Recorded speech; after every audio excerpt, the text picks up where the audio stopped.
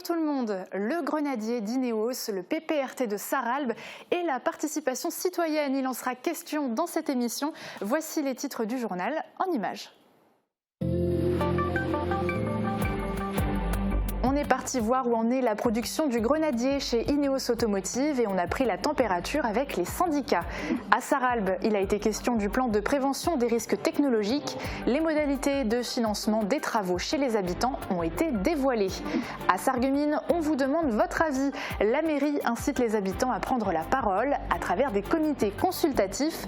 De l'autre côté de la frontière, les élus ont dit non à l'unanimité pour la création d'une salle de jeu à Klein-Blittersdorf. Une balade nocturne s'est déroulée à Puttelange pour sensibiliser la population à la pollution lumineuse. Et aujourd'hui, je partage le plateau avec notre chroniqueur David. Mardi avait lieu le conseil communautaire au Pays de Bitche et 2 points ont retenu ton attention. Oui, tout à fait. Tout à l'heure, on va parler de la gestion des ordures ménagères et aussi de la construction d'un nouveau stand de tir intercommunautaire. Et on y revient dans quelques minutes. En deuxième partie d'émission, on évoquera la rencontre de Marguerite de Jouvencel et de Jean-Claude Casse, tous deux investis pour la sauvegarde du sanctuaire du Bloberg. Mais avant, où en est la production du Grenadier? Souvenez-vous, Ineos Automotive avait racheté le site de Smart fin 2020 et en janvier dernier, l'entreprise avait présenté son prototype de 4x4. On fait le point dans ce reportage de Marie-Morgane Pires et Morane Grandcola. C'est le nouveau bijou d'Ineos Automotive. Le 4x4 Grenadier prendra bientôt sa place sur les lignes de production de l'usine Smart à Ambach. Avant cela, l'entreprise a ouvert des pré-réservations à destination de sa clientèle fin septembre et depuis ce jeudi 14 octobre, les acheteurs peuvent désormais réserver ce véhicule tout-terrain. Une nouvelle étape dans la concrétisation du projet pour Ineos Automotive. Donc déjà dans le premier temps c'est une bonne nouvelle parce que le niveau de pré-réservation est vraiment au-delà de nos espérances. Donc ça donne déjà une bonne idée du marché et du potentiel qu'il y a pour ce type de véhicule. Et donc par voie de conséquence c'est une très bonne nouvelle pour l'usine en termes de perspectives pour l'avenir. Et l'avenir arrive très vite. La production du Grenadier devrait démarrer au mois de juillet 2022. D'ici là, l'usine doit s'adapter. Là, on est en train de terminer les modifications des lignes de production. Nos trois ateliers de production sont en train d'être modifiés. Ça va se terminer là, dans les jours, les semaines qui viennent. En parallèle de ça, on est en train de former l'ensemble de notre personnel ou sur le nouveau produit ou sur les nouvelles installations. L'objectif désormais pour Ineos Automotive est de lancer la production des pré-séries du Grenadier pour la fin de l'année, destinée aux phases de test ou pour des émissions automobiles par exemple. Le concept de ce 4x4 est bien loin de celui de la petite citadine qu'est la Smart, un véhicule plus imposant et plus polluant, mais Ineos Automotive a un projet encore plus ambitieux dans ses cartons. Produire dans le futur des véhicules à hydrogène en partenariat avec Hyundai. Pour l'instant, ce projet reste encore une idée, les bornes de recharge n'étant pas encore assez développées sur le territoire. Et évidemment, la petite Smart continuera d'être produite jusqu'en 2024. 1300 salariés devraient être repris à l'issue pour faire fonctionner les nouvelles lignes de production. Ce sont en tout cas les données qui avaient été recueillies dès les annonces de reprise de Smart. Mais ça ne suffit pas à apaiser les inquiétudes des syndicats. Reportage. Il ne compte plus les tracts déjà distribués. Des premières négociations à la reprise de Smart par Ineos Automotive, les syndicats n'ont pas cessé de prendre la parole. Encore aujourd'hui, ils s'inquiètent de la reprise du personnel, malgré une prévision de 30 000 grenadiers produits par an. Il y a une grosse partie des salariés qui ne seront peut-être pas repris. Surtout au niveau des sous-traitants, on parle de 400 salariés. La situation elle est toujours la même qu'en juillet 2019. On est en sureffectif de 12 personnes actuellement. Et on travaille sur 2 postes à produire la Smart. Ce qui doit leur assurer leur reprise, c'est l'engagement mobilité. Une mesure qui consiste à proposer 2 postes équivalents aux salariés souhaitant rejoindre la nouvelle structure. C'est une situation qui est inquiétante. On ne sait pas s'ils vont être respectés. Parce que là, actuellement, les salariés de tous les sous-traitants sont dans l'attente d'être appelés, de se voir proposer les 2 postes. Sur les 1600 travailleurs du site, 900 sont employés par Ineos, les autres par les sociétés sous-traitantes. À l'époque, Smart avait choisi ce fonctionnement plutôt unique en externalisant certaines étapes de production, objectif qui a évolué aujourd'hui. Le modèle de production qui a été retenu pour le Grenadier, c'est effectivement d'internaliser l'intégralité du ferrage, donc la production de la carrosserie, de la peinture et de l'assemblage. Pour assurer le maintien du personnel, une solution pourrait être envisagée. Ineos Automotive aurait l'opportunité de reprendre la production de véhicules de place, en plus des grenadiers. Jim Ratcliffe, le PDG du groupe, a demandé une étude de marché à hauteur de 500 000 €. Si on a 2 véhicules en production, je pense que tout le monde pourra retrouver du travail. Une réponse était attendue fin de l'été. Pour le moment, aucun retour n'a été fait en ce sens. Autre réunion, autres inquiétudes. Hier, élus et riverains se sont rencontrés à Sarralbe pour le dernier volet du plan de prévention des risques technologiques liés à l'implantation de l'usine Ineos, classée Seveso. Des travaux de sécurisation des habitations doivent donc être réalisés. Les modalités et le financement ont été dévoilés hier soir. Les détails avec Guillaume Dumonteil. L'explosion de l'usine Ineos de Sarralbe. C'est un scénario qui, on l'espère, ne se produira jamais. Mais mieux vaut prévenir que guérir. Pour réduire la vulnérabilité des logements qui se trouvent autour, un plan de prévention des risques technologiques, ou PPRT, a été approuvé. 262 logements situés autour de l'entreprise, en zone bleue, devront être mis en chantier pour réduire leur vulnérabilité, notamment en cas d'effet de surpression. Ces travaux avoisineraient au total 2,7 millions d'euros. Pour financer ces différents chantiers, un financement a été négocié pour permettre aux riverains de ne rien avoir à payer, à condition que le montant des travaux engagés n'excède pas 20 000 € par logement. Ineos, les collectivités territoriales et l'État, par le biais de crédits d'impôt, régleront l'intégralité de la facture. On n'a rien à mettre dans notre poche, c'est le principal. C'est ça qui m'intéresse surtout. On a dans l'intention de changer les fenêtres. C'est une maison qui a 40 ans. On veut mettre de l'argent dedans avant qu'on soit trop âgé pour le faire. Et c'est l'occasion de percevoir des subsides. Les riverains ont jusqu'au 6 juillet 2025 pour faire exécuter ces travaux, la date de la facture faisant foi. Est-ce que ça va être le cas, tout sera fait avant cette date? Parce qu'après, nous ne recevrons plus d'aide de toute façon. La CASC va piloter le dispositif. Elle va prochainement envoyer un courrier aux habitants concernés. Nous mettons tout en œuvre pour essayer de trouver des solutions pour chaque situation qui risque d'être compliquée. La CASC sera le premier interlocuteur et puis après, par la suite, les riverains pourront poser des questions plus personnelles à la mairie. La réunion publique a permis aux riverains d'avoir des réponses à bon nombre de questions qu'ils se posaient. Sont par exemple exclus du dispositif de financement les résidences secondaires ainsi que les entreprises situées dans le périmètre concerné. En Allemagne, le conseil municipal de Kleinbly a tranché. La salle de jeu à Rilchingen-Annweiler ne se fera pas. Ce nouveau projet aurait pu voir le jour à seulement 1,2 km de Sarreguemines. Retour en images et explications de Christelle Reviaco. Suite et fin du projet de salle de jeu à Rilchingen-Annweiler. Hier soir, le conseil municipal de Klein-Petersdorf s'est tenu au gymnase de la commune. À l'ordre du jour, plusieurs points, dont le projet de salle de jeu à Rilchingen-Annweiler. Les opposants au projet étaient présents en grand nombre pour assister à la décision. Les différents partis politiques se sont exprimés sur ce point, puis le vote a été réalisé. C'est à l'unanimité que le projet a été abandonné. Une fois le vote prononcé, les opposants ont quitté la salle en grand nombre. Die zweite Forderung bezieht sich noch in einen weiteren Tagesordnungspunkt. Da wird man die Veränderungssperre für den Kreisel verlängern. Dann kann der Investor auch dort keine Spielhalle errichten. Das heißt also, wir haben die erste Etappe geschafft. Aber wir geben nicht auf. Le projet aurait dû voir le jour à la frontière entre Sarreguemines et l'Allemagne, plus précisément dans la rue Hinderlach à Rilchingen-Annweiler, au milieu des habitations et des magasins. Désormais, la ville de Sarreguemines renforce son arsenal participatif. Après le conseil municipal des jeunes et le conseil des sages, voici les comités consultatifs. La municipalité invite les habitants qui le souhaitent à participer à cette démarche pour enrichir l'action publique en apportant leur expérience et leurs envies. C'est un reportage de Guillaume Dumonteil.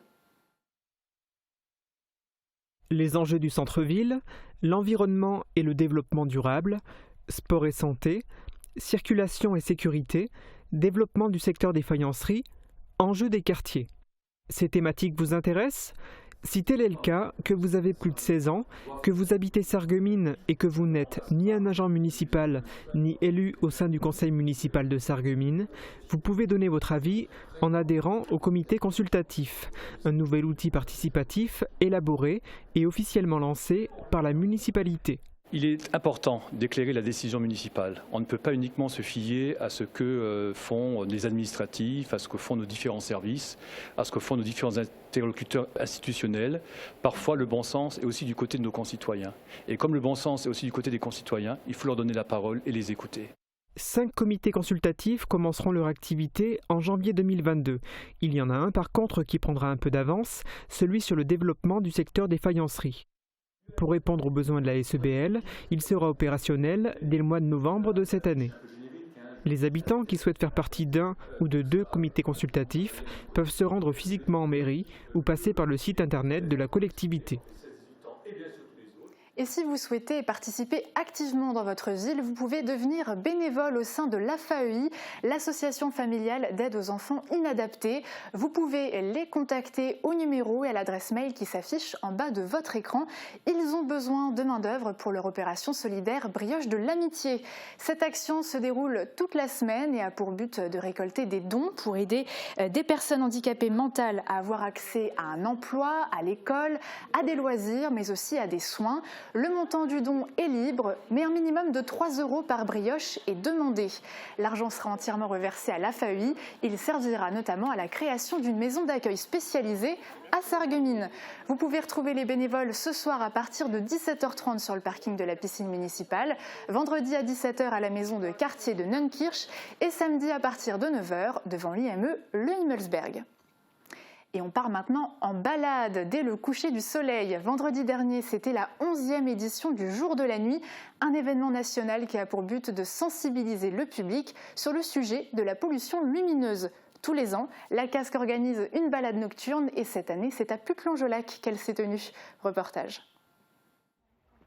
C'est au crépuscule que la balade commence. Vendredi soir, la 11e édition du Jour de la nuit s'est tenue à Puclange-au-Lac, un événement culturel à des fins écologiques. Le Jour de la nuit, c'est un événement national qui est réalisé pour interpeller les gens pour qu'ils se rendent compte de la pollution visuelle de l'éclairage public. On éclaire de plus en plus et puis effectivement ça pose problème à la biodiversité, aux insectes nocturnes. Alors la Casque participe à cet événement, comme dit, c'est la 11e édition cette année, donc c'est dans le cadre de notre plan climat où nous sommes engagés à informer et former les gens justement parce qu'on mène d'autres actions également pour les alerter pour les économies d'énergie. 120 personnes ont enfilé leurs baskets pour une balade nocturne de 4 km autour de l'étang du Velchauffe. Et tout au long de la promenade, les marcheurs ont pu écouter des contes sous les étoiles. Ce qu'elle a répondu, parce que la lune vous regarde droit dans les yeux, avec un air étonné, et le commun des mortels croit qu'elle ne dit rien de plus. Mais celui qu'elle regarde droit dans les yeux entend sa voix. Hier, on vous parlait du spectacle Rimbaud en feu prévu à l'hôtel de ville de Sarreguemines.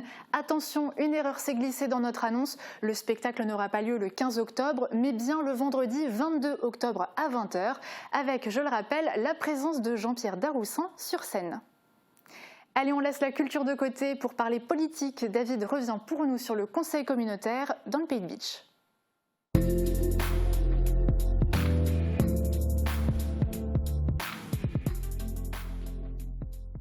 Mardi soir, le conseil communautaire s'est réuni dans le Pays de Bitche. Finances locales, affaires foncières et ordures ménagères étaient au cœur des débats. Avant d'en dire davantage, voici le résumé. C'est un débat très animé qui s'est tenu mardi soir à la halle verrière de Meisenthal. 5 heures ont été nécessaires pour venir à bout des 15 points à l'ordre du jour de ce conseil communautaire de la CCPB. Parmi les points évoqués, la question du temps de travail de l'ensemble des services de la collectivité. Pour éviter les disparités, il a été harmonisé à 35 heures par semaine pour l'ensemble du personnel, excepté les postes de direction. Du côté des finances publiques, la réforme territoriale engagée par l'État entraîne une réorganisation du trésor public sur le territoire. Après négociation négociation avec la direction départementale, 3 permanences seront mises en place au Pays de Bitche à raison d'une demi-journée par jour à Bitche, 3 demi-journées par semaine à Rohrbach et une demi-journée par semaine à Wolminster. 9 demi-journées au total contre 6 actuellement à Bitche.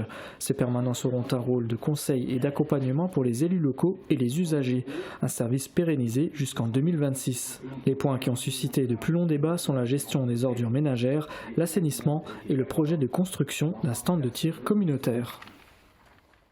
Et oui, un conseil qui a duré plus de 5 heures. Certains points ont duré plus d'1 heure. Je ne pensais pas d'ailleurs que ces points prendraient autant de temps. L'un d'entre eux, c'est la modification budgétaire liée aux ordures ménagères. Quand un budget ne répond plus aux besoins, la collectivité met au vote une modification budgétaire. Habituellement, ces points sont validés rapidement. Mais pour les ordures ménagères, il a été proposé d'emprunter plus de 380 000 € si la collectivité n'obtient pas de subvention pour acheter des bacs poubelles. Mais à quoi ces bacs vont-ils servir, David ? À stocker les déchets recyclables parce qu'à partir du 1er janvier 2022, le SIDEM ne prendra plus en charge les sacs orange. C'est lié à un problème durant la collecte. Le contenu du sac vert se mélange à celui de l'orange pendant la compression et empêche la valorisation donc des recyclables. Et on parle de 60% de sacs qui sont touchés. Il y a des expériences qui ont été faites par le SIDEM dans plusieurs communes avec des bornes d'apport volontaire. Donc Uranie, c'est comme pour le verre. Tu prends tes recyclables et tu vas à la borne prévue à cet effet pour les jeter. L'achat des bacs poubelles par la Comcom remplacerait en fait l'installation de ces bornes. Alors si j'ai bien compris, par foyer, il y aurait 2 bacs poubelles. Tout à fait, donc un pour les recyclables et un pour les déchets ménagers. L'objectif, c'est de garder un service de porte à porte et éviter d'avoir à se déplacer pour jeter ces déchets. Bon, alors comment le Conseil a réagi face à ça ? Il y a eu plusieurs réactions, évidemment. 380 000 €, ce n'est pas une somme anodine. Véronique Wittmann, maire d'Anchambert, et Guy Hammer, maire de Moutérouze, ont reproché un manque de communication. Bien souvent, ils découvrent les informations dans la presse et les réseaux sociaux. Le président David Suc a répondu qu'il ferait le point plus régulièrement sur l'avancement des dossiers. Se pose également la question de la collecte de ce bac supplémentaire. Francis Vogt, conseiller municipal de Bitche, a pris la parole. On l'écoute. À un moment donné, il y en a un qui va collecter. Si c'est la même entreprise, on change l'économie du marché. Donc c'était une mise en concurrence, ça veut dire qu'on bouleverse tout. Donc on va relancer une consultation pour la collecte. Il y aura une collecte tous les 15 jours pour la collecte sélective et pour la collecte des ordures ménagères. Ce qui ne changera pas énormément le coût de la collecte puisque la fréquence sera identique. Est-ce que c'est le même prestataire? Est-ce que vous allez reconsulter? Est-ce que vous allez voir avec un autre prestataire? Voilà, c'était juste une question.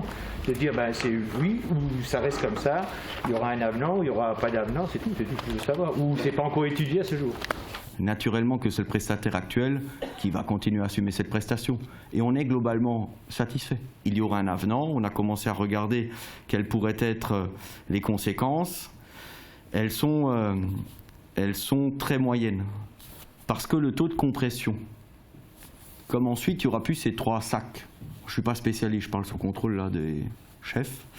La compression, elle est limitée pour pas qu'ils explosent complètement. Ensuite, ce sera du vrac. On peut comprimer beaucoup plus.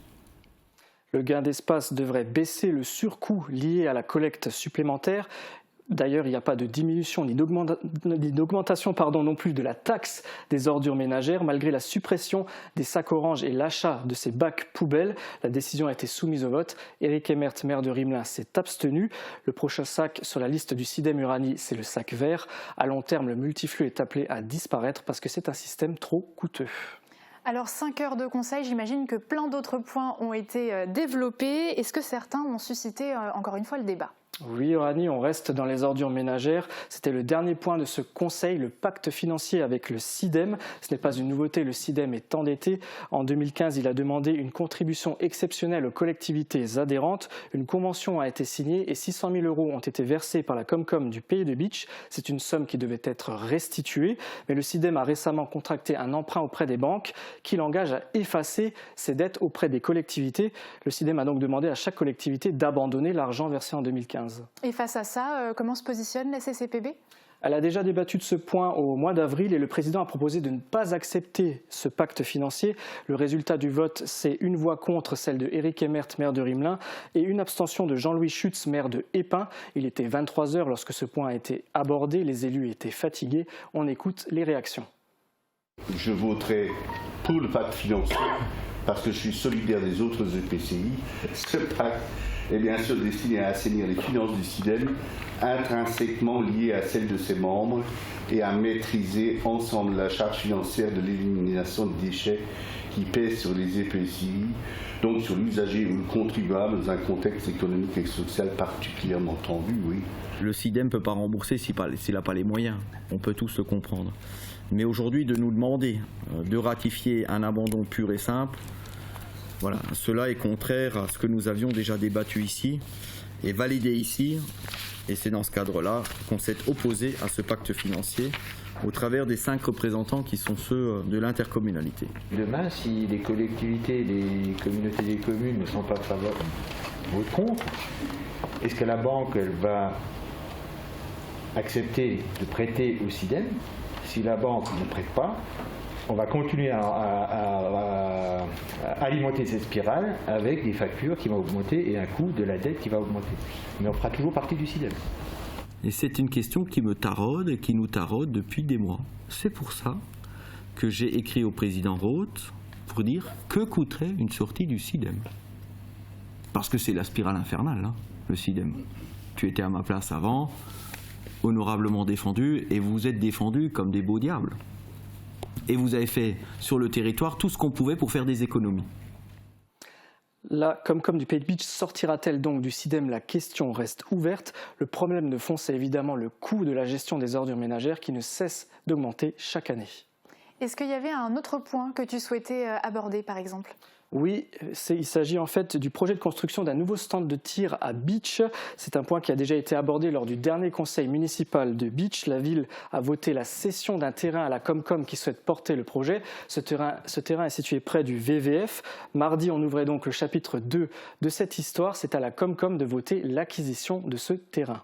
On se souvient que lors du conseil municipal à Bitche, c'était déjà un sujet un peu tendu. Il s'est passé quoi alors cette fois-ci ? Il y a eu plusieurs réactions, évidemment, plusieurs prises de parole. Pascal Leichnam a avancé les mêmes arguments qu'en conseil municipal de Bitche. Selon lui, l'emplacement risque de perturber les touristes du VVF à cause du bruit. Véronique Wittmann, maire d'Anchambert, aurait souhaité que plusieurs emplacements soient proposés. Elle se positionne donc contre l'acquisition de ce terrain. Le président David Suc a répondu qu'aucun emplacement ne serait parfait et qu'il fallait attendre le retour du bureau d'études en charge du dossier. Et enfin, Claude Barbian, maire de Anvillers, aurait préféré que ce soit la ville de Bitche qui porte le projet. On l'écoute. L'idée, c'était de faire les choses dans l'ordre, prendre l'intérêt communautaire du centre de tir, et ensuite faire une étude, faire évaluer un coût, et ensuite prendre une délibération sur la construction, l'entretien et le reste. Si nous ne faisons pas le stand de tir, le terrain revient de nouveau à la commune de Bitche. Voilà, c'est tout. Il y aura, c'est le premier, j'ai dit tout à l'heure, c'est l'étape suivante et logique. Moi, j'ai jamais construit une... Non, attends, je termine. On ne construit pas une maison avant d'avoir le terrain. Oui. Non, on est d'accord. Oui, donc on vous propose ce soir la maison avant d'avoir fait une demande de permis de construire. Oui, mais après là, c'est quand même un peu complexe. Ce sont des équipements sportifs qui vont devoir s'adapter au terrain. La maison, en principe, elle s'adapte par rapport au terrain. On ne va pas assez vite pour moi, parce que les Jeux Olympiques, c'est demain. Hein. Si on n'a pas fini en 2023, c'est plus la peine d'y penser. On accueillera peut-être pas d'équipe alors. J'ai un club de tir qui a une activité dans ma commune à Enchenberg. À aucun moment, la présidente ou les personnes qui fonctionnent n'ont été concertées ou demandées par rapport à cette activité. Donc, pour moi, quand on parle de synergie et qu'on ne prend même pas en compte les associations qui existent et qui font cette même activité, voilà, encore une fois, je trouve que c'est un manque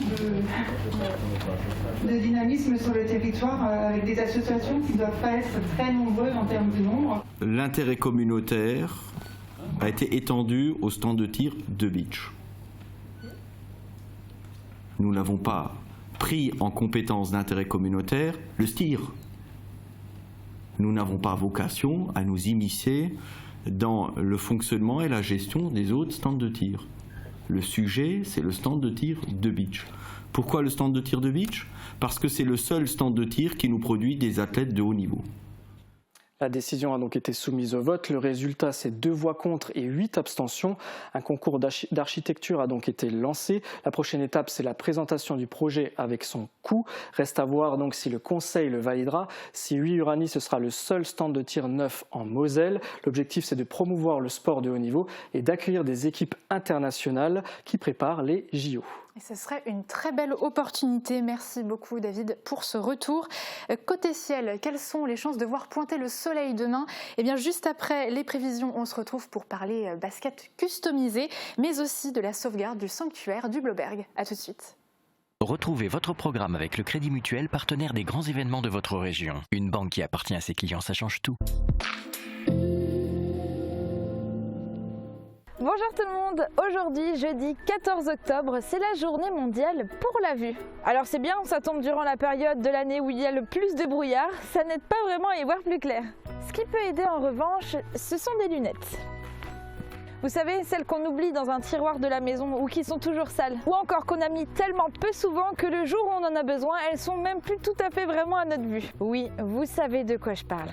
Et d'ailleurs, n'oubliez pas aussi vos lunettes de soleil parce que la fin de semaine s'annonce plus lumineuse. Ça ne sera pas le cas très tôt demain matin, mais une fois le brouillard levé, on pourra profiter de belles éclaircies. L'après-midi, on pourra compter sur quelques passages nuageux, mais complètement anodins. Côté température, les minimales seront toujours très fraîches avec 2 à 4 degrés. Les maximales iront de 14 à 16 degrés. Demain, pensez à souhaiter une bonne fête aux Thérèse et il fera jour de 7h52 à 18h41. Passez tous encore une très belle journée en notre compagnie et à demain! C'était votre programme avec le Crédit Mutuel, partenaire des grands événements de votre région. Une banque qui appartient à ses clients, ça change tout. Ordinateur, imprimante, réseau, IP Connexion vous dépanne où que vous soyez. IP Connexion, c'est aussi de la téléphonie IP, de la vidéosurveillance et de la domotique. Pour la carrosserie, la mécanique et le diagnostic des véhicules Renault, Dacia et autres marques, ainsi que pour l'achat et la pose de vos pneus, et pour le dépannage 7 jours sur 7 et 24 heures sur 24. Les garages Schwind à Sarreguemines et Rohrbach sont à votre service depuis 1971. L'unité de formation d'apprentis Henri Nominé devient l'unité de formation d'apprentis Michel Roth. Le nouvel UFA Michel Roth, des formations professionnelles par apprentissage dans la restauration, le commerce, l'industrie et les métiers du bâtiment. Une formation, un job, un salaire. Culture des talents, dépassement de soi et excellence. C'est l'UFA Michel Roth. Il a fallu s'armer de courage et de patience après presque 10 ans de soucis pour Jean-Claude Casse et son association Notre-Dame du Perpétuel Secours. La situation du Bloberg à Sarreguemines s'est débloquée. Le sanctuaire a été racheté avant Noël l'an dernier, comme un cadeau venu du ciel, si l'on peut dire. Mais ce rachat, c'est aussi l'histoire d'une belle rencontre autour d'une idée commune qui va enfin voir le jour. Regardez. Quand une idée est bonne, on n'est parfois pas seul à y penser. C'est ce qui est arrivé à Jean-Claude Casse et Marguerite de Jouvencel. Dès 2011, Jean-Claude Casse, président de l'association de Notre-Dame du Perpétuel Secours, évoquait la vocation qu'il imaginait pour le sanctuaire du Bloberg. Et c'est le jour de la fête des mères, quand des mamans étaient ici devant cette église qui faisaient une quête pour des mamans en difficulté, des futures mamans en difficulté. Ces femmes quêtaient de l'argent pour des maisons d'accueil, SOS Futures Mamans, etc., etc. Et c'est là que j'ai dit, mais voilà le projet qu'il faut faire dans cette maison. Venir en aide à des futures mamans en détresse qui veulent mener à terme leur grossesse.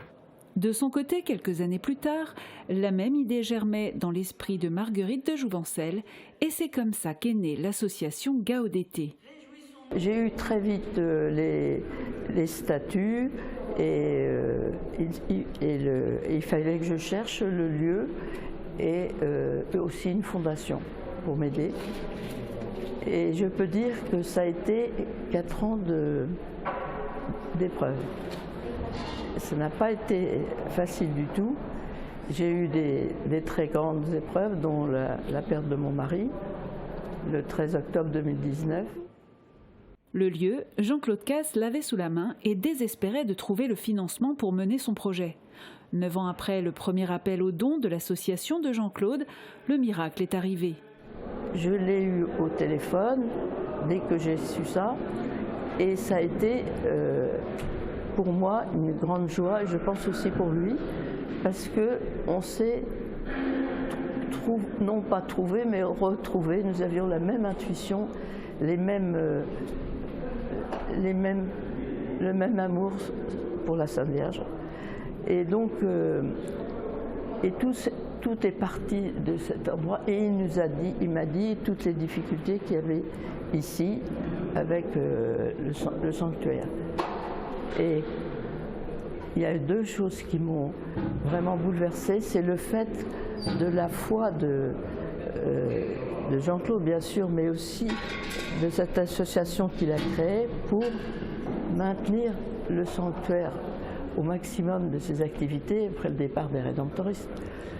Et donc, et de penser que ce sanctuaire pouvait être tout d'un coup désacralisé, mais pour moi c'était impensable, je ne pouvais pas imaginer ça. En février dernier, l'achat était acté. Depuis, les deux compères travaillent ensemble à la renaissance du sanctuaire. Je l'avais demandé à la Sainte Vierge, pour ça elle m'exauce beaucoup, et je lui avais demandé qu'il se passe quelque chose de positif au mois de mai.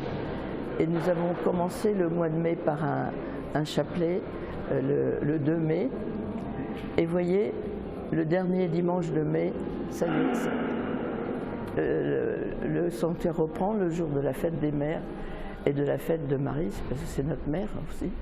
Donc tout ça va se passer, je suis sûre, dans la joie. Marguerite de Jouvencel est organiste dans sa paroisse.